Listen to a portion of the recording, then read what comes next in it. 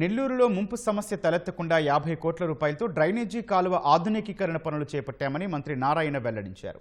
Nellore Mulumudi bus stand ప్రాంతంలో కాలువ ఆధునికీకరణ పనులను మంత్రి పరిశీలించారు. కాలువ పక్కన నివసించే ప్రజలకు ఇబ్బంది లేకుండా పనులు చేపట్టాలని అధికారులను ఆదేశించారు. ఉయ్యాల కాలువ కావచ్చు, రామిరెడ్డి కెనాల్ కావచ్చు, మల్లప్ప కెనాల్ కావచ్చు, ఈ కెనాల్స్ అన్నీ ఒరిజినల్గా ఉండేదానికంటే వాటి సైజు దాదాపు 10 రెట్లు తగ్గిపోయింది. దానివల్లనే 2017లో వచ్చిన వరదలకి నెల్లూరు సగం మునిగిపోయింది.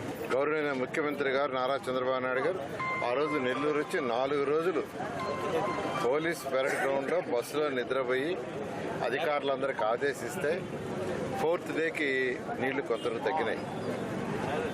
అటువంటి పరిస్థితి ఫ్యూచర్లో రాకూడదనే ఉద్దేశంతో 50 కోట్లతో నెల్లూరులో ఉన్న డ్రైన్స్ అన్నింటినీ ఒక స్టాండర్డ్గా 2 పక్కల కాంక్రీట్ వాల్ కట్టి పైన స్లాబ్ వేసే విధంగా అలాంటి ఏర్పాటుతో 50 కోట్లతో బడ్జెట్లో పెట్టి శాంక్షన్ చేశారు. దాని మీద వర్క్లన్నీ టేకప్ చేశారు.